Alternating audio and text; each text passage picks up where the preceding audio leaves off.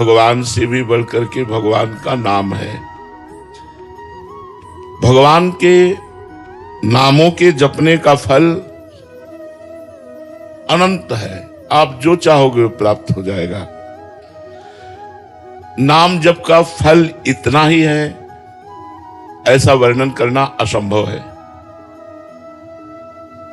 कहूं कहां लगी नाम बड़ाई, और राम न सकहीं नाम गुण गाई।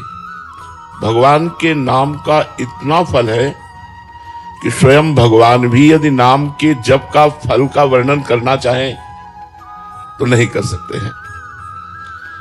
नाम ग्रहण करते ही, जैसे गुरुदेव से मंत्र मिला और नाम मिला और आपने नियम लिया कि अब मैं अधिक से अधिक नाम जप करूंगा, उसी समय से भगवान ने आपको स्वीकार कर लिया। जब भगवान ने स्वीकार कर लिया तो अब मेरी दुर्गति कैसे हो सकती है। नाम जैसे भगवान चिन्मय है, जो भगवान का स्वरूप है, सच्चिदानंद रूपाय सत चित आनंद, भगवान का स्वरूप है सच्चिदानंद में। तो नाम कैसा है? बोले चिन्मय।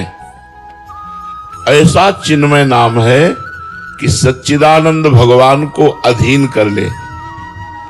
सुमिर पवन सुत पावन नामू, अपने बस करी राखे रामू। नाम जप करते हुए हनुमान जी ने भगवान राम को अपने अधीन कर लिया। महाराष्ट्र के संत नाम जप करते हुए एकनाथ जी के हाथ शिखंडिया नाम रूप धारण करके भगवान ने कई वर्ष उनकी सेवा की, कई वर्ष सेवा की। नाम जप का इतना बड़ा प्रभाव है कि स्वयं भगवान सेवक बन जाते हैं नाम जापक के। नाम दिव्य है, जैसे राधा, राम, कृष्ण, ये अक्षर मात्र नहीं है। इसको जितना आप अपनी जिह्वा से रगड़ोगे, तो जैसे दो लकड़ियों के रगड़ने से, अरण्य मंथन उसे ही कहते हैं, अग्नि प्रज्वलित हो जाती है, ऐसे जिह्वा और नाम के घर्षण से ज्ञानाग्नि प्रकट हो जाती है। दिव्य ज्ञान, दिव्य प्रेम प्रकाशित हो जाता है, जो नाम और जिह्वा दोनों को रगड़ते, राधा राधा राधा राधा। तज्जपस तदर्थ भावनम। अगर नाम जप कर रहे हैं और नाम का ही ध्यान कर रहे हैं तो बहुत जल्दी लाभ प्राप्त होगा। राधा, हमारे आंखों के सामने लिखा है राधा, और हम नाम जप कर राधा राधा। मंत्र जप कर रहे हैं, पूरा मंत्र आंखों के सामने लिखा है, फिर हमारी मन का गुरिया चल रही। इसमें बहुत टाइम लगेगा, लेकिन ये बहुत लाभदायक है। तज्जपस तदर्थ भावनम। जो जप कर रहे हो वही तुम्हारे भाव में होना चाहिए। अब जैसे नाम जप कर रहे हैं, संसारिक बातें कर रहे हैं, संसारिक चिंतन कर रहे हैं, एक व्यर्थ तो नहीं जाएगा, पर बहुत समय लगेगा, जन्म के जन्म लग सकते हैं। नाम जप कर रहे हो और नाम ही दिखाई दे रहा है, राधा राधा राधा। तज्जपस तदर्थ भावनम। उसका एक एक अक्षर, उसका एक एक भाव, तो कुछ समय बाद चिन्मय बपुधारी नामी उसके मानस पटल पर झलकने लगता है।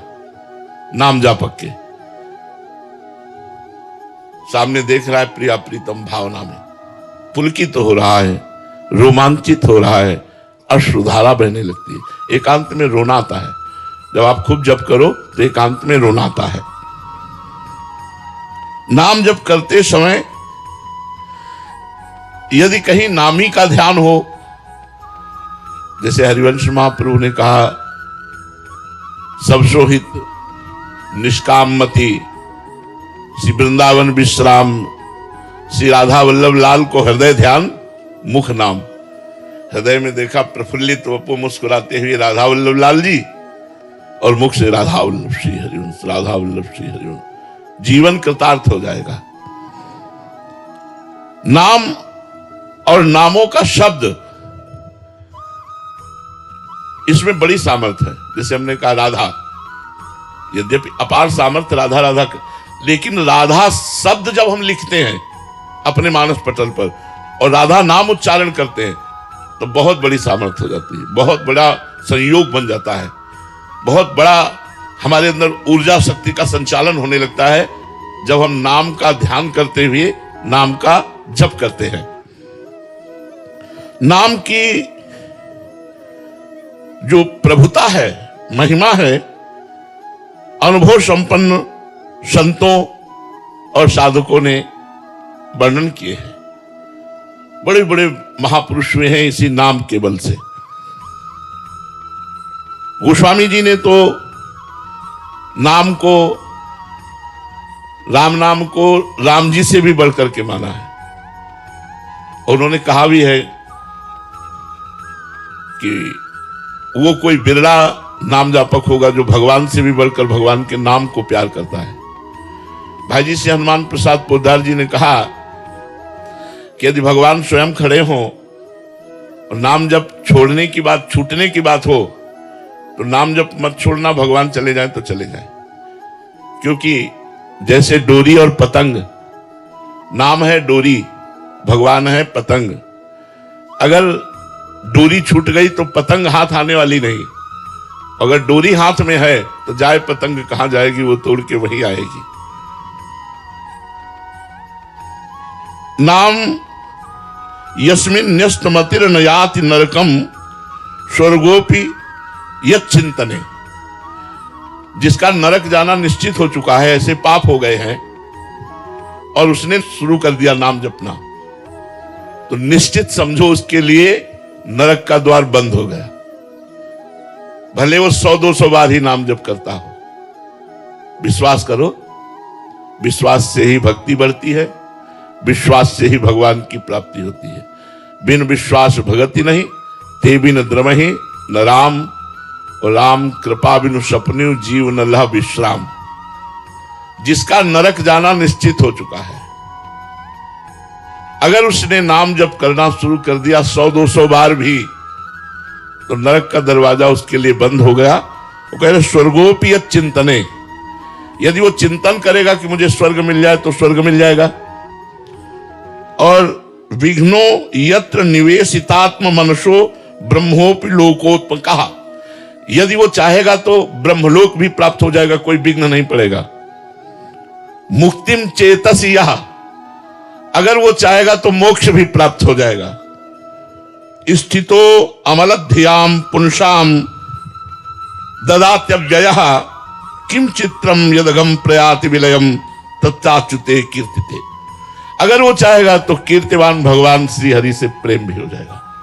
नरक का दरवाजा बंद हो गया, स्वर्ग चाहोगे तो मिल जाएगा, ब्रह्मलोक चाहोगे तो मिल जाएगा, मोक्ष चाहोगे तो मिल जाएगा, और प्रेम चाहोगे तो मिल जाएगा। कब? जब भगवान के नाम जप का आश्रय ले लिया। कलयुग में और कोई साधना सिद्ध होना बहुत कठिन है।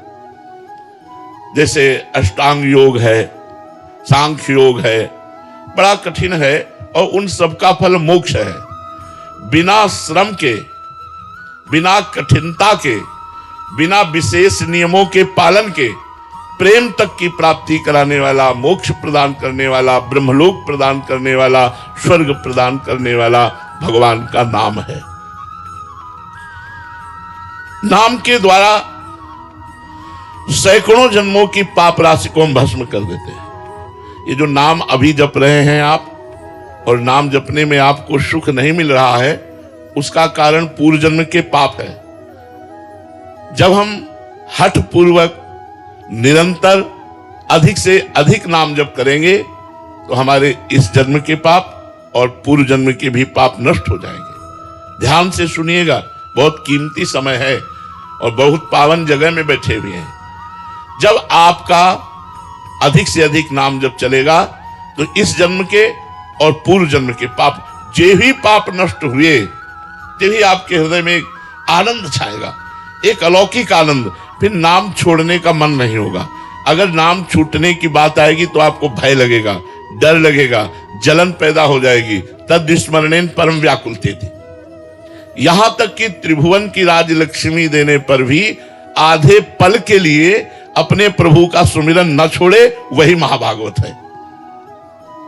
सकृत स्मृतोपि गोविंदो नृणाम जन्म सतहि कृतम। एक बार यदि भाव से बोल दिया गोविंद तो बोले सैकड़ों जन्मों के पाप नष्ट हो जाते हैं। सकृत माने होता है एक बार। ध्रुवदास जी ने भी कहा है, एक बार जिन नाम लिए हित सो होए अति दीन, ताको संग न छाणहि ध्रुव अपनो कर लीन।